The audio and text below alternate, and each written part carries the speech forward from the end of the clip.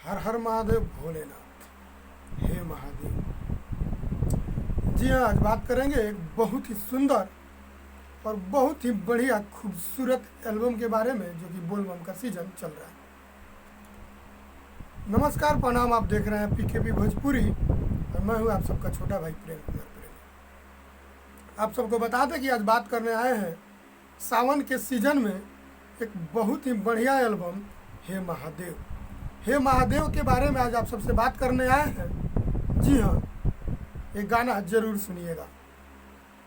ये अपने ही भाई विभोर शुक्ला जी गाए हैं।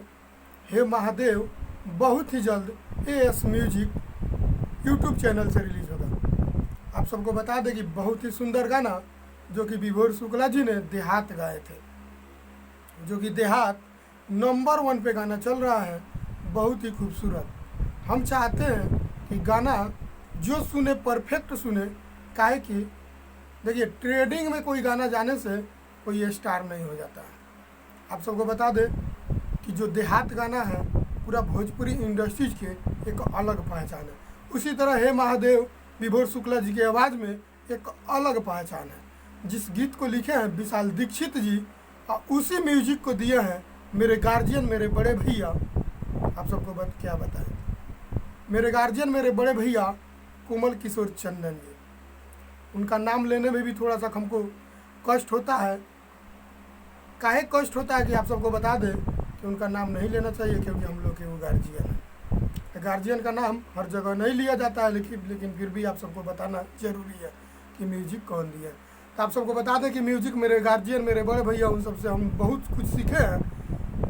कोमल किशोर चंदन जी, और आपको बता दें कि डीओपी चंदन झा जी, और एएस म्यूजिक यूट्यूब चैनल से इस गाना को रिलीज किया जाएगा बहुत ही जल्द। हे महादेव विभोर शुक्ला जी के, जिसका निर्माता है आकाश मिश्रा जी। आकाश मिश्रा जी के चैनल एएस म्यूजिक से रिलीज किया जाएगा हे महादेव। आप सब इतना ढेर सारा प्यार दीजिए कि भाई विभोर शुक्ला का दिल पूरा गदगद हो जाए।